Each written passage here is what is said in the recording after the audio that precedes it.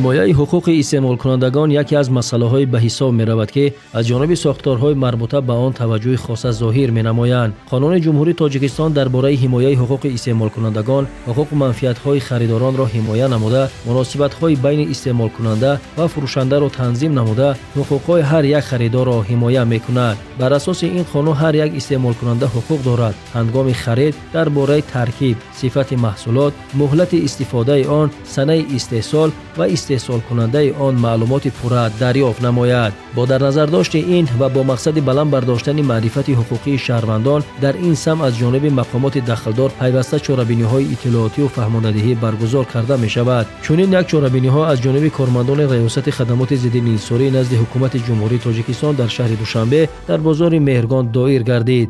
зимни мулоқот бо соҳибкорону тоҷирон талаботи қонунгузории соҳаи савдо ва ҳифзи истеъмолкунандагонро ба онҳо шарҳ доданд. таъкид гардид, ки ҳар нафар новобаста аз мақом ва фаъолият дар баробари дигарон истеъмолкунанда ба ҳисоб меравад ва бояд аз ҳуқуқҳои худ огоҳ бошад. баъд аз анҷоми вохӯрӣ бо тоҷирон дар ҳудуди бозор ва саҳни он буклетҳои иттилоотию таблиғотӣ ҷиҳати донистани ҳуқуқи истеъмолкунанда ва донистани ҳуқуқҳои худ ва дарёфти маълумоти зарурӣ ҳангоми хариду фурӯши молу маҳсулот аз ҷониби кормандони соҳа ба тоҷирону харидорон тақсим карда шуданд. гуфта мешавад, ки истеъмолкунанда ҳуқуқ дорад ҳангоми хариди молу маҳсулот чиптаи харидориро аз фурӯшанда талаб намояд ва дар бораи таркиб, муҳлати истифодаи маҳсулот маълумот гирад. фурӯшанда бошад вазифадор аст молу маҳсулотро бо риояи талаботи қонунгузорӣ пешниҳод намуда, нархномаи равшанро насб намояд. خدمات زیرنثاری نزد حکومت جمهوری تویستان در شهر دوشنبه همروزه با مقصد پیشگیری بالاترین نرخ محصولات نیاز اولیه علاوه خصوص گوشت در بازارهای شهر دوشنبه همه روزه کارهای فهماندهی عملی نموده ایستاده است. مثال با مقصد تنظیم نرخ‌های دولتی که از طرف مقامات حکومت دولتی یا که مقامات خود شهرک و دولت تنظیم میشن، مقامات زیرنثاری حقوق دارد نرخ‌های محصولات نیازی اولیه رو تنظیم نماید. طبق نظامنامه درباره ترتیب تشکیل و تنظیم نرخ‌های تنظیم شونده میگه که محصولات نیازی اولیه نرخ آزاد است، ولی در کدام حالت‌ها نرخ تنظیم کرده میشود. از جانب مقامات وکالتدار یعنی خدمات زیرنثاری سه حالت در تنظیم در آورده نرخ وجود دارد. یعنی که با مقصد معین کرده نرخ نهایی درآمدناکی، اصول دیگر با مقصد معین نمودن نرخ نهایی فروشی چکانه و اصول سوم با مقصد معین نمودن اضافه سودا. در همین حالت‌ها من چیزی که شما شاهد هستید، ولی در تمام بازارها با مقصد تنظیم کردن نرخ‌ها علاقه تنظیم شده ایستادند. متخصصان تاکید میکنند که حمایه حقوق استعمالکنندگان ساحه بسیار جانبه بوده، تطبیق ثمرناک آن برای رشد اقتصادی و حفظ اجتماعی اهالی اهمیت کلان دارد. با این مقصد در برابر بازار مهرگان در شعبه معارف ناحیه شاه منصور واخوری برگزار گردید. از جانب مسئولین توصیه داده شد که خریداران هنگام انتخاب مال به صفت، مهلت استفاده، تمغه و سرتیفیکات محصولات دقت مخصوص دهند. در صورت پایمال گردیدن حقوقهای آنها میتوانند به مقامات ضددخل مراجعت نمایند. از جانب ریاست ضد انحصاری شهر دوشنبه یک قطار نقشه چهاربینی ها تصدیق کرده شده است که وابسته به این به استعمال کنندگان کارهای فهماندهی انجام داده شده. عین زمان این کارها ادامه دارد. یعنی استعمال کننده حقوق دارد از هنگام خریدن مال یا که اجرای کار و خدمت رسانی از اجرا کننده و یا اینکه فروشنده حتما صفت مناسب مال را طلب نماید. علاوه فروشنده یا اینکه اجرا کننده وظیفه دار است که در برجامه مال و محصولاتی که میفروشد ترکیب آن، مهلت استفاده آن، صنایع استحصال آن را باید درج نماید. امروز در بازارهای پایتخت برای خریداران انتخاب وسیع محصولات آذوقه‌واری، سبزیجات و میوه و دیگر مالهای نیاز اولیه فراهم است. فراوانی محصولات و رقابت بازاری امکان می‌دهد که خریداران موافق امکانات خود مال و محصولات ضروری را دسترس نمایند.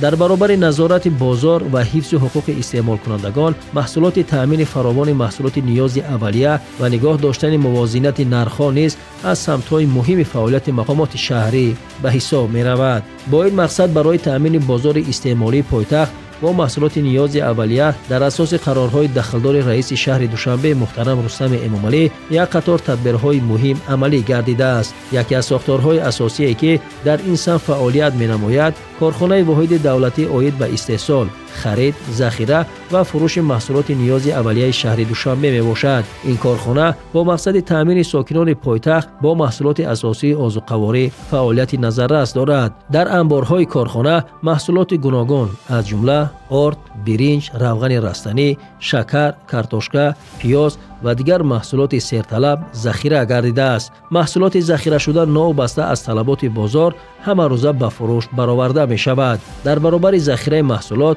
برای دسترسی بیشتر اهالی یارمارکه‌های دائم عمل کننده نیز تشکیل کرده شدند. این یارمارکه‌ها در نزد بازارهای کلان از جمله بازار دهقان، مهرگان، سخاوت و دیگر نقطه‌های سراحالی پایتخت فعالیت نموده در آنها محصولات نیاز اولیه با نرخ‌های نسبتاً ارزان پیشنهاد می‌گردد. تشکیل چنین نقطه‌های فروش از جانب کارخانه واحد دولتی عاید به استحصال، خرید، ذخیره و فروش محصولات نیاز اولیه شهر دوشنبه در اساس دستور سپارش‌های رهبریت شهر دوشنبه راه اندازی شده است.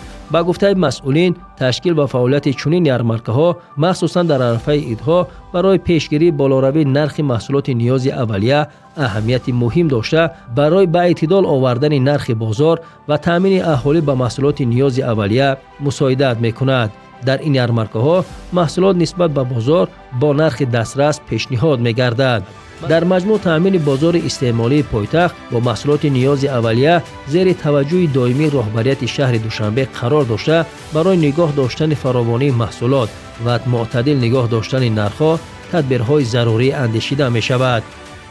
در اساس دستور سپارش‌های مقامات اجرایی حکومت دولتی شهر دوشنبه کارخانه واحد دولتی عاید به استحصال، خرید، ذخیره و فروش محصولات نیازی اولیه امروز در 15 منطقه‌های سراحالی پایتخت یارمارکه‌های فروش محصولات نیازی اولیه را به راه مانده است. همزمان در نزد بازارهای شهر دوشنبه یارمارکه‌های دائم عمل کننده فعالیت می‌کنند.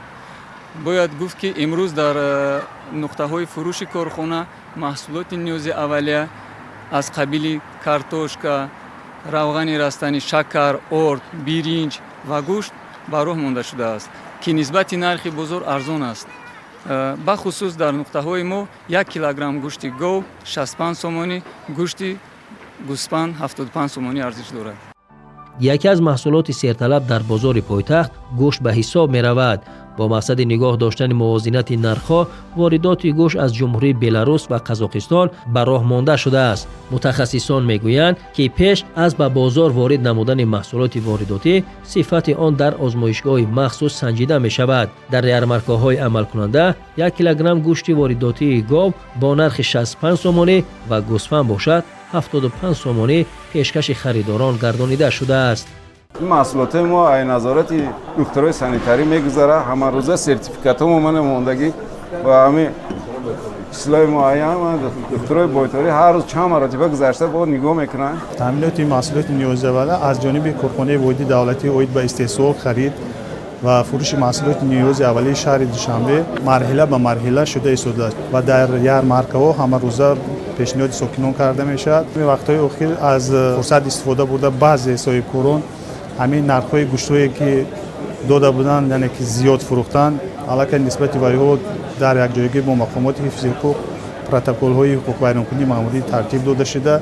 آنها که در سودا مشغولند یعنی که آنها را ما خواهش می‌کنیم که همین نرخ‌هایی که معین شده است علاوه همین نرخ‌ها را رعایت کنند، از دوره نرخ‌نامه معین شده بیرون نبرایند، چون که چاره‌های قطعی اندیشیده می‌شود و در حالتی که در همه پیش دکان‌ها علاوه نرخنامه‌ها اویزون است و تلفن‌های باوری هم در اونجا وجود دارد. در حالتی یعنی که خودسرانه از پیش خود زیاد کردن نرخنامه میتوانند با اون تلفن‌ها تماس گیرند و در حالت تماس گرفتن ما چاره‌های قطعی میاندیشیم نسبت همون صاحبکاران. هر یک آدمی که با تجارت سر کار دارد و دانسته گیرد که اساس فعالیت او و صفت محصولات او وابسته. خریدار یک کرد دو کرد که آماده رفتن میگیرد در تجارت با شما خیلی نزدیک می شود، احترامش، مناسبتش و همه خاطر ما هم کوشش میکنیم که خدمت شایسته برای خریدار به جا بیاریم. بطور خریدار ما می شود که با ما باور بکنن.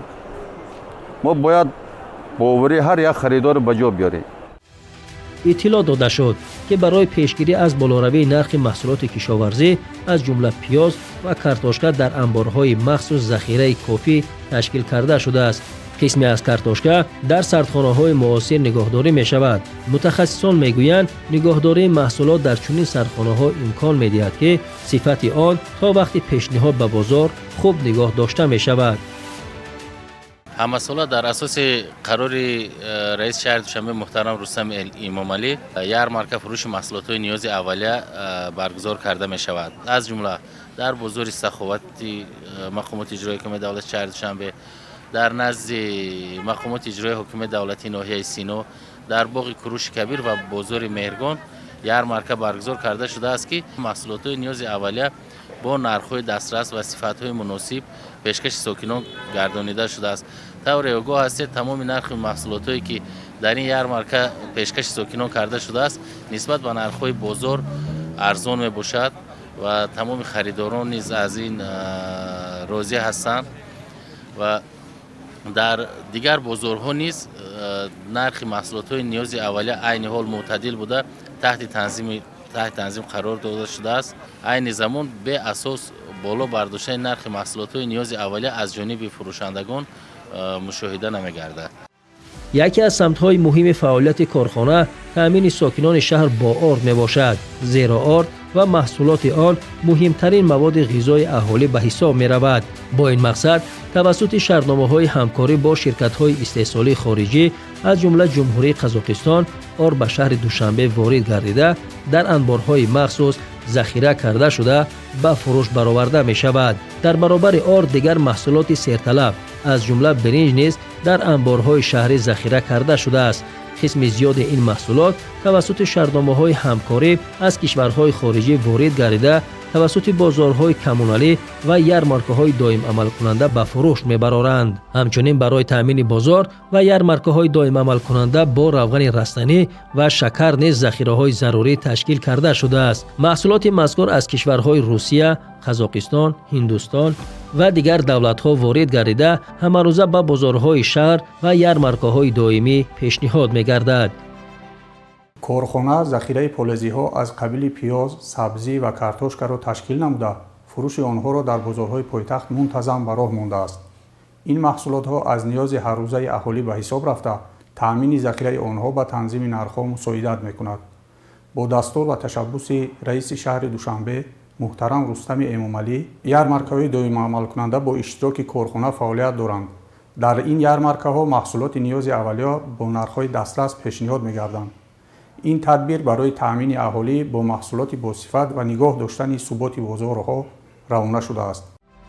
متخصصان همیشه تأکید می‌کنند که شهروندان هنگام خرید مال به صفت محصولات، مهلت استفاده و تمغه آن دقت مخصوص دهند، زیرا حمایه حقوق استعمال کننده تنها با همکاری خریدار و فروشنده تأمین می‌گردد. در صورت پایمال گردیدن حقوق‌های آنها می‌توانند به مقامات دخلدار مراجعت نمایند. حفظ حقوق استعمال کنندگان یکی از عامل‌های مهم رشد بازار رقابت‌پذیر و تأمین امنیت آذوقه‌واری کشور به حساب می‌رود. از این رو هم فروشنده و هم خریدار باید از طلبات قانونگذاری ساحه آگاه بوده آنها را رعایت نمایند.